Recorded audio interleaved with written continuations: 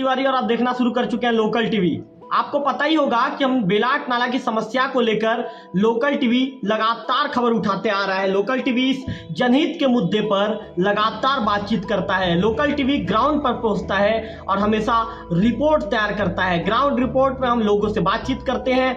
Ground report में हम नदी उस पार के जो छात्राएं होती हैं उनसे बातचीत करते हैं, वहाँ के लोगों से बातचीत करते हैं, युवकों से बातचीत करते हैं और नाला पार करना उनके लिए कितना मुसीबत का सबब है इसकी जानकारी भी हम उनसे लेते हैं। लोग कहते हैं कि निश्चित तौर पर हम काफ़ी परेशान हैं, हमारी परेशानी और हमारी दिक्कतें दिन ब दिन बढ़ जाती है। यहाँ तक कि जो हमारे लोकल टीवी से बातचीत के दौरान वहाँ का जो एक निवासी है, कोदोबेड़ा का निवासी है, एक पात्र है, वो पात्र ने तो यहाँ तक कह दिया था कि युवक है, उसका तो ये कहना था कि विकास नाम की चिड़िया यहाँ पर दम तोड़ देती है और विकास का पहिया बेलाट नाला तक आकर थम जाता है। और हमारे 36 नदी उस पार रहने वाले 36 गांव में जो ग्रहण, विकास का ग्रहण लग जाता है उनका, ऐसा कहना था। अब मैं आपको बताना चाहूंगा कि आखिर इसको लेकर जो जनप्रतिनिधि, कई जो अलग अलग पार्टी के जनप्रतिनिधि अपने स्तर पर प्रयास कर रहे हैं, चाहे मुख्यमंत्री को आवेदन देने की बात हो या अन्य मंत्रियों को आवेदन देने की बात हो, अपने अपने स्तर पर सभी पार्टी के जनप्रतिनिधि प्रयास कर रहे हैं। इसी क्रम में बिंद्रानगर के जो विधायक हैं, विधायक जनक ध्रुव ने जो डिप्टी सीएम है अरुण साव जी को, उप मुख्यमंत्री और लोक निर्माण विभाग के मंत्री हैं, उन्हें अपने जो लेटर पैड में उन्हें एक बार मांग पत्र सौंपा है। मैं आपको बताना चाहूंगा कि विधायक जनक ध्रुव ने 24/7/2024, मतलब ये कह सकते हैं कि जुलाई के महीने में 24 जुलाई को विधायक जनक ध्रुव जी ने एक मांग पत्र उप मुख्यमंत्री के नाम सौंपा है। उस मांग पत्र में विधायक जनक ध्रुव जी ने यह कहा है कि जिला गरियाबंद के देवभोग झाकरपारा मार्ग में बेलाट नाला में उच्च स्तरीय पुल निर्माण के लिए प्रशासकीय स्वीकृति प्रदान किया जाए। विधायक जनक ध्रुव ने यह कहा है, उन्होंने जो डिप्टी सीएम को जो लिखे गए मांग पत्र में जिक्र किया है कि जिला गरियाबंद के विकास खंड देवभोग अंतर्गत देवभोग झाकरपारा मार्ग में बहने वाली बेलाट नाला में पुल निर्माण नहीं होने से इस क्षेत्र के विभिन्न ग्रामों में हजारों निवासियों को आवागमन में असुविधा होती है। उन्होंने कहा है कि बेलाट नाला पुल में निर्माण हेतु वर्ष 2024-25 के बजट में राशि 4.85 करोड़ रुपए प्रावधानित है, मतलब यहाँ पे प्रावधान किया गया था। उन्होंने कहा है कि ऐसे में देवभोग झाकरपारा मार्ग में बेलाट नाला में उच्च स्तरीय पुल निर्माण की स्वीकृति प्रदान किया जाए। मैं आपको बताना चाहूंगा कि विधायक जनक ध्रुव इससे पहले जब विधायक नहीं थे और जब बीजेपी की सरकार थी उस समय से विधायक जनक ध्रुव क्षेत्र के लिए सक्रिय थे। ये लगातार दौरा करते थे, यहाँ के लोगों से मिलते थे और विधायक जनक ध्रुव को बखूबी पता है कि क्षेत्र में कहाँ पे समस्या है, कहाँ पे समस्या से लोग जूझ रहे हैं। मैं आपको बताना चाहूंगा कि विधायक बनने के बाद से ही विधायक जनक ध्रुव अपने लेटर पैड से इस मांग को रखते आ रहे हैं। बेलाट नाला में जो पुल बनना चाहिए, इसको जो प्रशासकीय स्वीकृति प्रदान किया जाना चाहिए, इस मांग को लेकर विधायक जनक ध्रुव हमेशा से गंभीरता से काम कर रहे हैं। हमने मामले को लेकर विधायक जनक ध्रुव ने लोकल टीवी से दूरभाष में भी चर्चा की और दूरभाष से चर्चा के दौरान उन्होंने कहा है कि डिप्टी सीएम को उन्होंने मांग पत्र सौंपा है। विधायक जनक ध्रुव ने कहा है कि नदी उस पार रहने वाले 36 गांवों के लगभग 50,000 से ज्यादा ग्रामीणों को दिक्कत और परेशानी का सामना करना पड़ता है।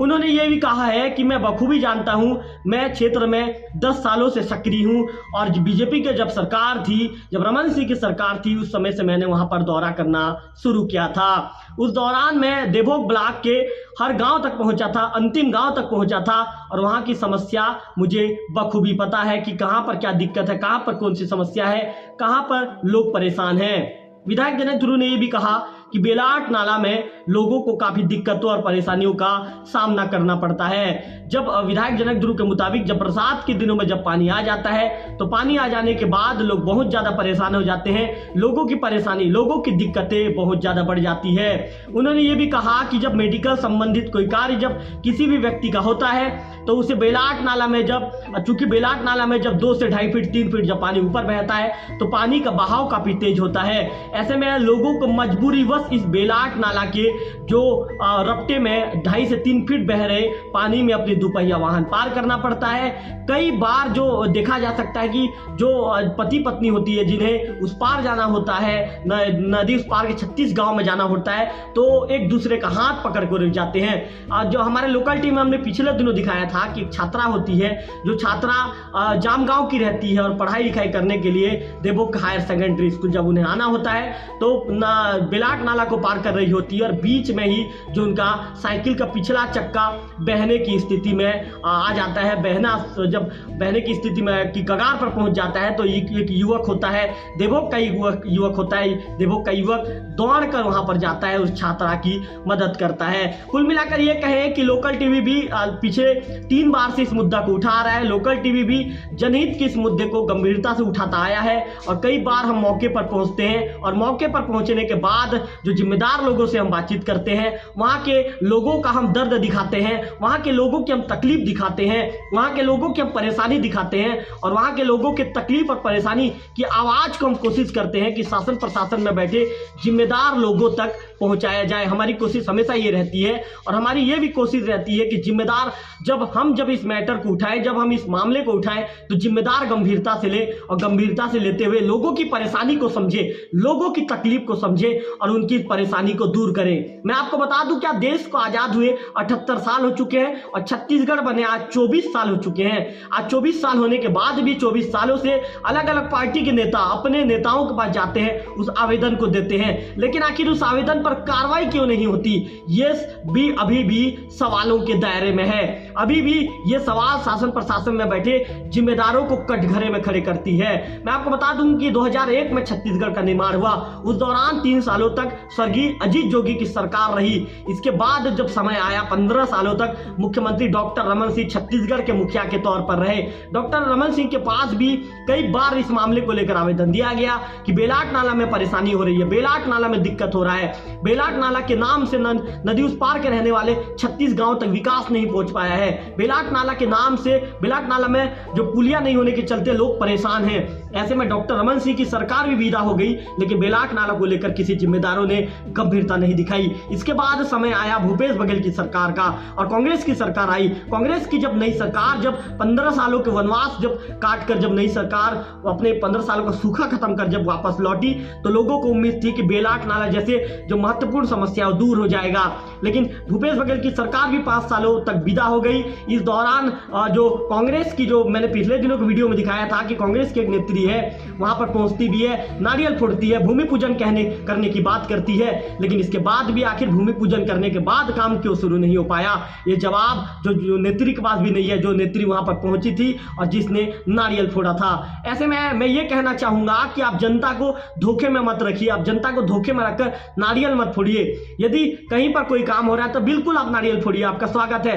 हम भी जाएंगे, हम भी हमारे लोकल टीवी के चैनल में आपको कवरेज करेंगे और आपको दिखाएंगे कि आप बहुत अच्छा काम कर रहे हैं, लेकिन जनता को धोखे में रखकर काम मत कीजिए, क्योंकि जनता बहुत परेशान है। देवोग क्षेत्र की जनता इतनी ज्यादा परेशान है कि राजनीतिक पार्टियों के नेताओं के ऊपर उनका भरोसा उठ चुका है, शासन प्रशासन के ऊपर से उनका भरोसा उठ चुका है।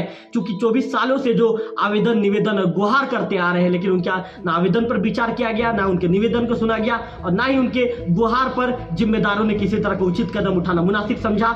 ऐसे में लोगों की परेशानी और लोगों की तकलीफ और लोगों का भरोसा शासन प्रशासन के जिम्मेदारों के ऊपर से उठ गया है, उनके ऊपर से बिल्कुल टूट चुका है। ऐसे में जब विधायक जनक ध्रुव ने एक बार आवेदन फिर से दिया है तो उम्मीद की किरण फिर से जगी है। ऐसे में देखने वाली बात होगी क्या विधायक के आवेदन पर भी कार्रवाई की जाएगी या हमेशा की तरह ठंडे बस्ते में इस आवेदन को भी डाल दिया जाएगा।